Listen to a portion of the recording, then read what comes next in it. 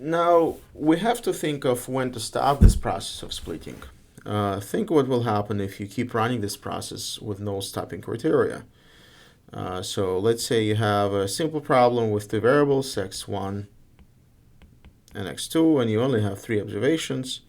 So observation 1, 2, and let's say 3. Then you have three possible split points for x1. And you have three possible split points for x2. Try to detect them as closely as possible. And let's say you start running this algorithm. The algorithm decides, okay, I'm going to split an x1 at this location. That's going to be first step. And the next step, I'm going to split the next one again at this location. And then I'm going to split the next two, let's say this location. And then I'm going to split the next one again. And then I'm going to split on next two again. And then at some point you'll run out of points and variables to split. So all of the possible variable and location combination has been used. And so you will end up in this case with 6 regions. Actually, yeah, with 6 regions. So it's going to be, well, plus all the open regions. So it's 6 only closed regions. So you will end up with n times p closed regions. And then you have the open regions, right? Plus open regions. So closed region is the one that has all 4 boundaries defined. That's not a good model if you think about that. The model that does all possible location with all possible variables overfits. So what you get is overfitting. Now, what would be a more sensible way to define a stopping criteria? Well, a more sensible way, maybe we should just monitor this value RSS, right? So at each time you solve this optimization problem, you basically find this value of RSS that RSS. We're gonna call it RSS hat optimal. So each time you find this optimal RSS, which basically minima over this function for J and S, and what you'll have a sequence of those RSS values. RSS for the first split, RSS for the second split, and you keep splitting. And then you might say, okay, maybe we should just monitor the stagnation. So if two consecutive RSS values, RSS and RSS I plus 1, absolute value is less than threshold small number delta, then you say stop. So you basically see if you have stagnation. Which is sensible approach, but what might happen is, what it means here means that the split you did at I plus 1 step doesn't improve the model, okay? But what might happen sometimes is, since it's a myopic approach, what happens at I plus 1 step doesn't mean that you won't see any good splits in the future. So the stagnation doesn't necessarily mean that you might have an improvement. So the graph might look like this. So let's say this is your cart iteration. And let's say this is your value of RSS associated with this cart iteration. And you might see like this, you'll have decrease, so you do more and more splits, and the RSS goes down, and then you might see the stagnation period. But then what might happen, you actually might see something like this. So the future splits actually might still be valuable, although there are few splits in between that did not improve the quality of your predictive function. So stagnation also not necessarily a good stopping criteria. And then how do we stop? Well, we usually actually use very simple approach. We just fix the number of the regions we want to have in the tree. And we say, I want to find a tree with 100 regions. But then you question, okay, the question is, what's the good size of the tree? What's the good number of regions? Usually you try to build a very big tree. And then what you do, you prune this tree. Pruning is a process of opposite to building the tree. In pruning, instead of splitting, you're merging. So you take two regions, sub-regions, and you merge them into one. And you keep doing this until certain criteria is reached again. So that's process which is called pruning. Again, at the one extreme we have a lot of the regions, so it's actually not n regions. It's, as we just calculated, that's n times p, just open regions, plus the closed regions. So one for each observation times the variable. Okay. And at the other hand, we have one region model, so you predict just by taking average across all of your observations. Both models can be used, but usually not the best ones. The model with a lot of the regions has a lot of variance in it, although it has a good bias.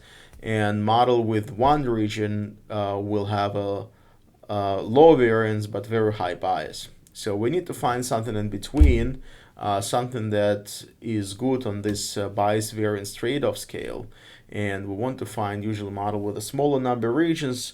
It's small enough so it feeds the data well, but at the same time it's good enough for the prediction, so it captures all the meaningful patterns in the data. So we're back to this problem of finding a good model on this bias variance trade-off scale. And we're going to do it through this tree pruning process. So we talked about stagnation, right? So stagnation is not necessarily a good approach to build a reasonable tree, because you might stagnate, but later you might find better splits.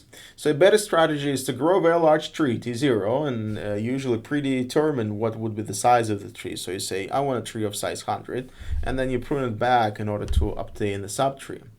And we can choose the size of the subtree using the cross-validation.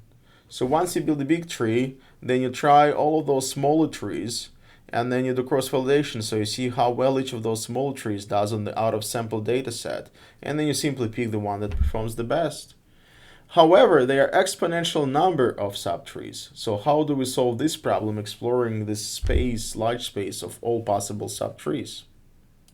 Well, fortunately, instead of solving this problem of finding a good subtree and trying all of those exponentially large number of subtrees, we can use this method which is called weakest link pruning. And the weakest link pruning finds the best tree that satisfies a certain criteria. And the certain criteria we're going to use is the following. So we're going to there is a very efficient algorithm that finds a tree which minimizes this function. So here T is the number of leaves,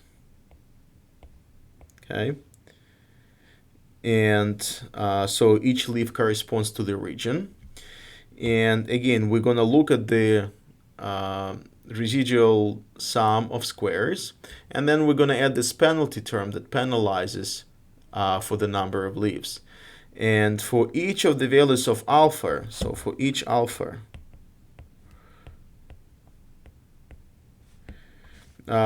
this problem can be easily solved. So this problem is easy to solve.